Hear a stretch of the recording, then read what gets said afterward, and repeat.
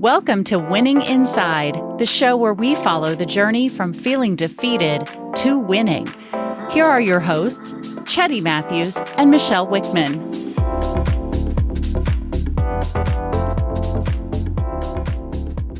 Hello, amazing people. Welcome to the Winning Inside podcast, where we discuss real issues, insights, and solutions to help you thrive in your day-to-day lives. We know life happens, and we can choose to be a spectator or a participant. Michelle, Hi, how are you, my dear? Michelle. I hear your voice. It sounds so much better this week. It is. It's better every day, and I'll still be coughing and putting myself on mute. So thank you very much. That's all right. It's all good. My voice is mostly back too, so I sound a lot better now. My high pitch is back. Yeah. My low pitch is here, so I got my little fake bass voice on too. So I'm good. I love it. That's awesome. Yeah, I love it. I know. It's been a great week. It has. Okay, so listen. I am quasi obsessed with Steve Harvey. Okay. Because, there's all these sound bites of clips from him from speaking in between, tapings at Family Feud or doing his speaking engagements or where he was hosting his show. And just has so many profound moments, right? I am so inspired by this man when he speaks and these clips that I hear. And one of the consistent things that he talks about is just the attitude that you bring to every day. There's this one story in particular where a friend of his called him for 37 days in a row in the morning at 5:30 in the morning and was just like, "Hey, how's it going? It's going to be a great day. How you doing?" And it took him a good amount of time before he finally was like, his friend called him out and said, "What's with your bad attitude?" Right? Because it's 5:30 in the morning. His friend just woke him up. And his energy that he brought was more, hi, how you doing? That kind of thing. Mm-hmm.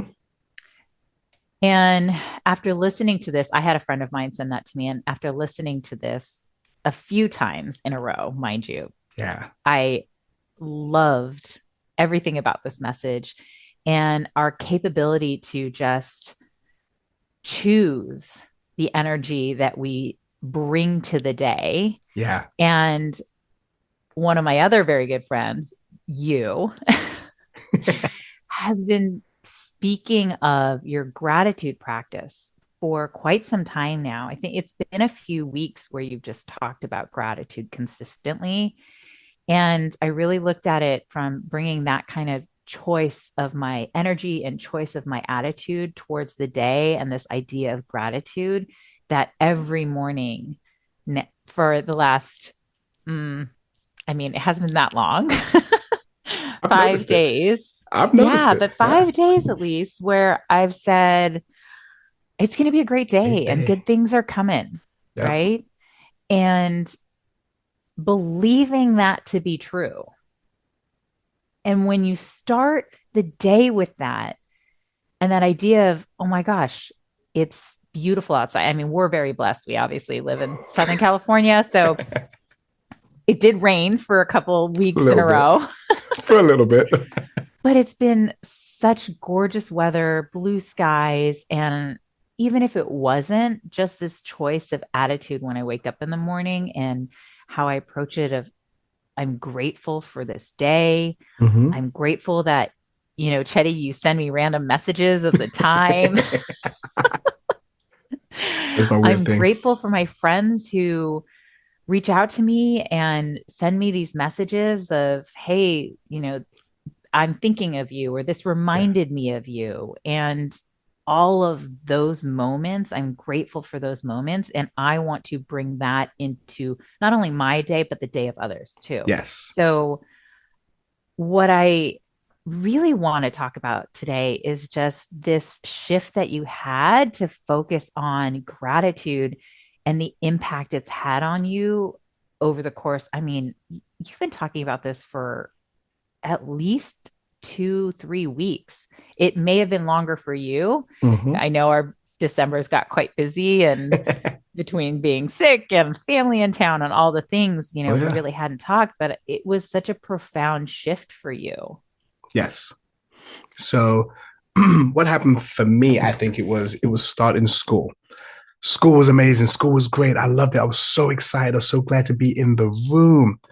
And the work was wearing me out. It was so much work. It was becoming overwhelming to fit that into my daily schedule and all the things I used to do. And I created in my own mind a way I'm going to do this. I'm going to do work Monday, Tuesday, Wednesday. End of the week, I'm going to do school. That worked for about 3 weeks. And I realized that's not sustainable. I got to do schoolwork every day. So my whole day is changing. My schedule, you heard me say this a million times, Michelle. I couldn't manage my calendar. My schedule was just off. And I felt like I was out of control. I felt like I was just pulling at straws, trying my best to make sure I got all my assignments in on time and did everything I was supposed to do, and always felt like I was missing something. That compounds itself. After a while, you start thinking that you're missing something, that you're running late. You start feeling frantic.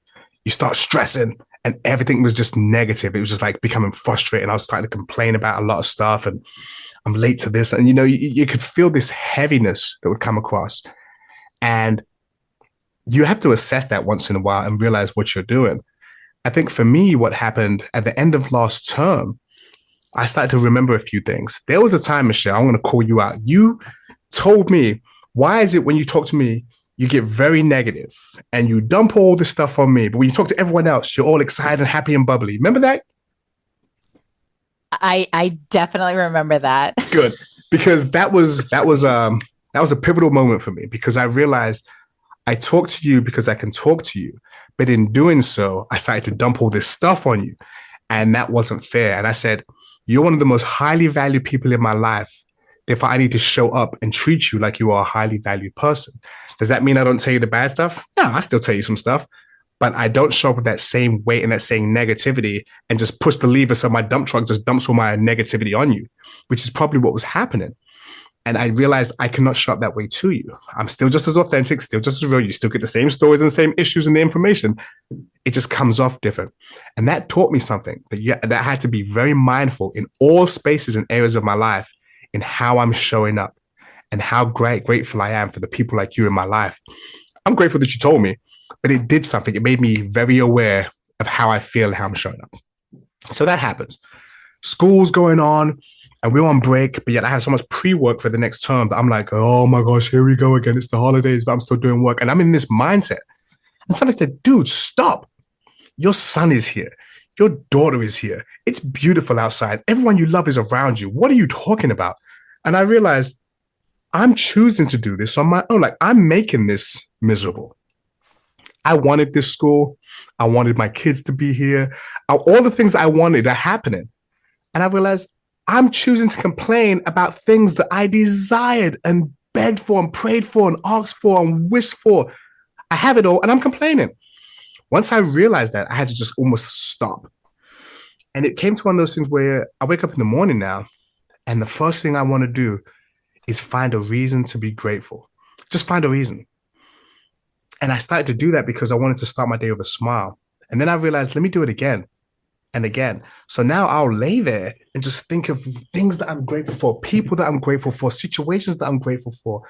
And even when it comes to those negative thoughts, because those negative thoughts do come in there, I started to look at them from a different perspective and find out, what about that situation can I be grateful for? Is it the lesson? Is it the moral? Is it the wisdom that I've gained? Is it something I've learned about myself in that? Is it that I realize how strong I am in a situation? Whatever it is, I've learned to see things from an angle or a lens of gratitude.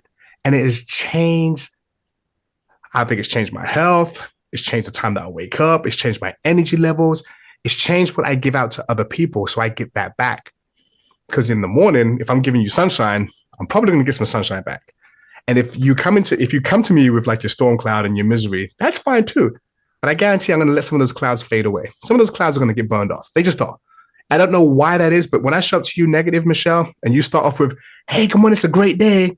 The only way to respond is absolutely right. It's a great day. And when I saw it, I was like, oh, and I did it another day and you said the same thing. And I was like, well, that's 2 days. And oh, okay. All right. Absolutely. It's a great day. And it just, off the bat, the first communication we have is so positive. You can only show up in that positive vein. So I call you out for the fact that you called me out. but it has really helped me to really intentionally be grateful for all the things I have, because where I am is probably where I wanted to be 5 years ago. So wherever I am is probably what I dreamed of. Maybe not in the exact same picture perfect way, but it is, most of the things I have are things that I've yearned for, desired, requested, applied for, tried out for, and here I am. So I have so much to be grateful for that it's just a shame for me to see things in a negative light. Yeah, negativity happens, but it shouldn't outweigh all the positive and the beauty, because that's a choice. That's a choice I have. And I want to be sunshiny. Oh my gosh. So many legit golden nuggets in what you said, and so many incredible practices in what you said. Even though you summarized it, you mentioned the idea of, and there's this practice of wanting the things that you have, right? And that's looped into recognizing to be grateful for the things that are in your life right now. You said it in such a great way where it's like, hey, I looked around and it's like, I wanted my family surrounding me in the holidays. It's been some time since I've had both of my kids with me during the holidays. Yeah. I wanted to be in this MBA program. I worked really hard to just get to where I'm at. And I've invested in putting myself in the room with these people, just to be in the room with these people, right? And the idea of reminding ourselves to want the things that we have because they were the things that we wanted 5 years ago, or that we set up as goals for 5 years ago, right? Yeah. The person 5 years ago wouldn't have believed that, where you're at right now. Like, wow, that's freaking amazing. And so that practice of remembering when you look around of like, I wanted my son with me every single day of the week, right? Yeah. And now I have him. Sweet. So even when in those moments of stress or anything like that, it's like, just remember, like, this is what we wanted, right? Yeah. And now we have it. And that really shifts the brain into gratitude. That's what I've experienced. Yes. It shifts something. Absolutely. Yeah, it absolutely does. And when you share that in a really simple way, and I mean, I'm specific with whom I share that with, right? I know that you'll respond in the way that you respond. And I know that you're receptive to that kind of attitude and energy and positivity as well.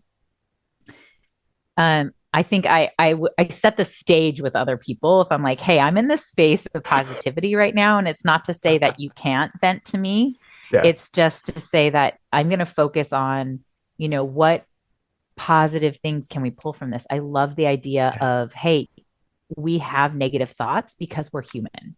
Yeah. Right. You said the negative thoughts don't go away. So we have these negative thoughts. We're human, right? We're looking to save ourselves from failure, from fear, from shame, all of those negative emotions. Yeah. And so those negative thoughts will come in to protect ourselves. I'm not going to deny that negative thought is there and just pretend like that thought isn't there. And, I'm going to shift to a totally different thought. It's, hey, that thought's there for a reason. How can I look at it from the other side? I loved how you said that. Yeah. Like, that thought exists. Let me look at it from the other side of the coin. What can I take away from it? And that is an incredible practice also for people that feel that they are in a negative space and that they're ruminating with negative thoughts over and over and over again. Yeah. Well, here's part of that though. Whatever you think about expands. Good, bad, ugly, or crazy. If you think about something a lot, you're going to see a lot more of it. My son has a certain car, and now he's like, Dad, there's the car. There's another one. There's another one. And I'm like, yeah, reticular activating system. I mean, I get it. What you think about, you see more of. So he sees more of his car. There aren't more of his car on the road. He's just more aware of those things. And you realize that works in negative spaces and positive spaces. When I'm in a negative space, I see all the bad because I have those lenses on. I'm attuned to pick those things up. Yet when I'm seeing things from a more positive, higher vibrational space, I see more of those things too. And sometimes it can be the same thing. Once I realized, I was like, what? Yesterday I saw it and I saw it this way. Now I'm seeing it today and I'm seeing it in a different way. I saw, and it's interesting how that same situation can be seen differently, but the situation didn't change. It's how I perceived it because we make our reality. We really do. If someone says it's a bad day, sometimes you're like, yeah, you're right. Because if that's how you see it, I can't change that for you. If it's a great day, yeah, you're right. Because I can't change that for you. You get to choose how you see certain things and how you deal with them. And once you realize you have that power, something about power, once you have power, you don't want to let it go. Once you realize it works, you don't want to give that up. You don't want to forfeit that. You don't want to cheapen it by not using it. I feel like I have a gift and can turn a negative situation into a positive one. I'm gonna maximize that gift. Let me see how far I can go with this. Can I make this whole room of negative people feel motivated and inspired by the time I leave? I hope so. I'm gonna try. If I don't make it, hey, at least I can get some of them in the room to be that way. So it's interesting. But let me tell you something about gratitude and optimism. Optimism is a great thing. I like to be very optimistic, but that's not void of being realistic. And why I think there was a time in my life when I was optimistic and not realistic. That causes frustration because things weren't matching up. I can say, yeah, it's raining outside. If it's raining outside, it's raining outside. It is. But then is that a good or a bad? Well, it depends. It's great. We needed it. We had the drought. Thank goodness for the rain. But you can look at that same rain in a negative vein. And that's a choice. That's a choice. I chose to see it as a benefit because I knew we needed the rain. Was it a lot of rain? Yes. And I was like, guess what? I feel special that I moved to Southern California. We get this much rain. We don't usually get this much rain. Now I feel like I'm on the East Coast. It was like a gift for me. So it was my way of kind of turning this negative into like putting some sugar on the lemon is what it was for me. It was just kind of sweetening the deal a little bit. So I enjoyed every day of that rain, every day. And you know what? I got some nice rest from hearing that rain beat. And I was like, wow. Usually I have to play an app to get this rain sound. And I look out the window and it's just got this pitter-patter, this peaceful, tranquil pitter-patter that made it easier for me to get some rest. So game on, bring the rain. And you can do that as well. You have to just realize that just because something is happening, being positive and having gratitude doesn't mean you negate the fact that something's happening. Reality is reality, yes. But you get to choose the perspective from which you see that. And then you get to actually go on and follow that up with, how do I take the next step in this space? So those are my 2 cents on that. And if you have questions about that, really try it. Like when you wake up in the morning, try to be grateful. It's one of the first things you do. Find some things that you're thankful for. Find 5 things. Start small. Start smaller. Find 3 things that you're grateful for. If it's the same 3 things, that's okay.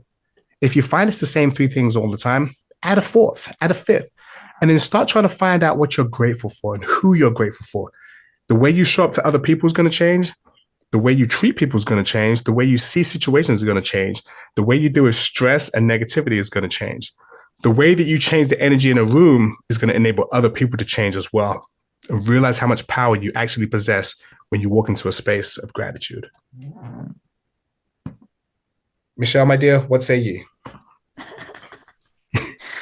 I was just writing a note down. I saw. I was like, what? She's writing. That's like a mic drop moment. It's a specific exercise utilize. It's the way that it impacts how you see your day. Yeah. There's the idea and what you shared in terms of what you focus on grows exponentially is ultimately the lesson here. Yes. Right. And it's the lesson in so much of what we do in life, that what you focus on grows. So where you put your attention, where you put your focus, that is what's going to show up more often in your life. Yes. And that starts with choice. That starts with our free will. What is it that I want to grow in my life? Right.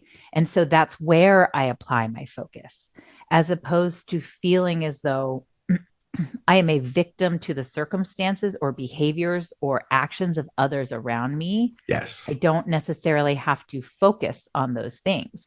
They can exist in my world, but I don't have to hold on to them and then take that same focus and apply it going forward. Right. Yeah. We still see and hear a lot of negative things in this world. I mean, I have not been watching the news. I try to stay away from it. We've talked about this before. Yeah. And one of the reasons is because it's not impartial language that's used when reporting circumstances or facts, right? Yes. It's very specifically worded. And with that, I have a hard time because it does affect how I then perceive these things, Of right? course. When it's spoken with negative language and utilizing negative tone. So whether it's with news, whether it's anything like that, maybe it's with your family members. Yeah. This happens all the time. That's the reason why I stopped. However, I did watch a little bit of the news this weekend, and you know, I think I mentioned something to my dad on the phone, and he was like, "What, you didn't know that had happened?" Because there's a lot of conversation around mass shootings, right? Yes. I'm just gonna put it out there. Yeah. And I didn't know that it had happened, and it had been less than 24 hours, mind you. And I said no, because I I don't want that to be the thing that I focus on. I want to be aware of these things. However, I don't want it to be the focus. And I know the impact that some of that stuff has on me personally. Correct. So I make the choice to not necessarily, always have to be in the know immediately, but I will go back and review things later. Now, the way that this applies to what we're talking about in a long story, is that you don't have to respond to the things that are happening in your life immediately, right? You may deal with negative family members or difficult experiences at work.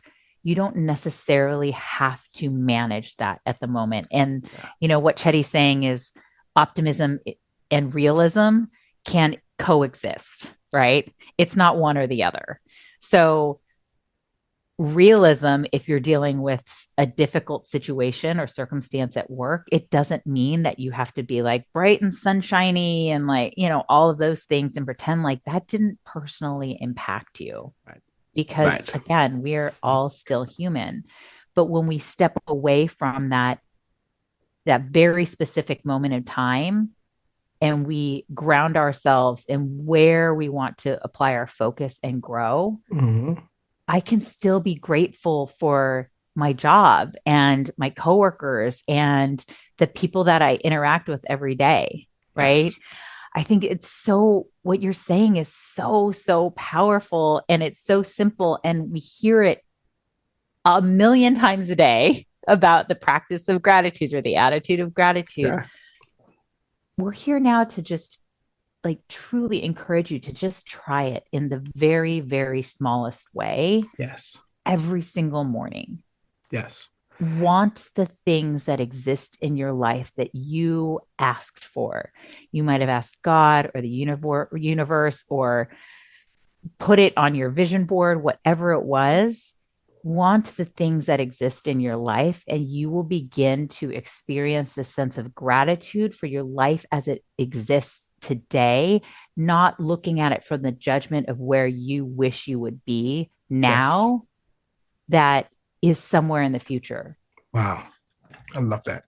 And I'll tell you, even beyond that, when you're I don't know why this is the case, but when you're in a mindset of gratitude, it puts you in the now. It helps you to focus on the present, not the future, not the past, but right now. And you get to maximize the moment. You get to seize the moment. You get to see the moment for what it is. You get to live in the moment. And a lot of times we go through life, we're in the highway, in the high speed lane, the fast lane, and we're not paying attention to what's going on around us. But when you start becoming grateful for things, you start to catalog things and note things and pay attention to things and people and events and situations and give them the time they require. It does something because you operate in the moment, not worrying about tomorrow, not dwelling on the past, but grateful for right now and the things that are in your world right now. It helps to bring your mind back to a place where it's just concentrated on the things that are going around with you. And it does help you to feel a sense of control. Sometimes we have a feeling of loss of control, a sense of loss of control. Having gratitude enables you to capture that, almost like you are now back in your captain's chair in your ship, and you're navigating these waters again, and you get to see everything from a different perspective, and you get to control it. This is your life. This is your life. And when you elect and choose to operate from a place of gratitude, it seems almost like you slow things down and acknowledge them for what they are, see them for what they are, see people for who they are. The people around you are going to seem valued. You're going to deal with things in a certain way, because when you're grateful for things, you treat them better. When you're grateful for people, you treat them better. When you treat them better, they'll probably treat you better. It's this funny cyclical thing that happens, but it all comes from gratitude. And if you've never done it before, just try it. Everything's a hypothesis until you prove it to be fact or not. So just try it. What do you have to lose? What do you have to gain? I don't know. Go figure it out for yourself. But really, try it out. Try it out. The bottom line is we have a lot more power in our lives than we give ourselves credit for. Say that again for the people in the back. Whoa. The bottom line, wow, from what I'm hearing from you and the experiences you have, and myself even, is that we truly have a lot more power over our lives and in our lives than we give ourselves credit for. Absolutely. 100%. There's nothing else that needs to be said. The end. Thank you, ladies and gentlemen. Have a great day. That's it, Michelle. That is it. I don't know how to even come with anything beyond that except to say that is it. I really want you to, expound on that if you want to, because it's so true. I'm here lost for words at the point that you just said that, because I don't even know what to say anymore, because you knocked it out the park. But that is the key element. That is the key ingredient right there. No, truly, it's essentially what you just said. And I just summarized it, which is that you can create your own experience of this life.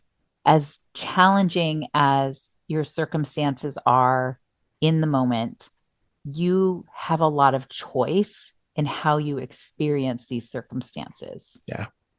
Wow. And it starts with shifting your thinking, and that thinking, the exercise that Cheddy is offering of testing out, and committing to a practice of very, very simple practice of gratitude. We're not asking you or suggesting you journal 2 pages or, write a whole list. It's literally just sitting for a couple minutes in the morning and deciding, choosing to have this expression of gratitude, to find something in your life that you want, right? That exists in your life now that you are grateful for, and to speak it into the world, to speak it into your brain, to acknowledge it, to recognize it, and then to even communicate that outwardly to other people. Are you grateful for your kids? Yeah. And just say that, like, I'm really grateful that you are who you are. Yeah. And I love you and thank you.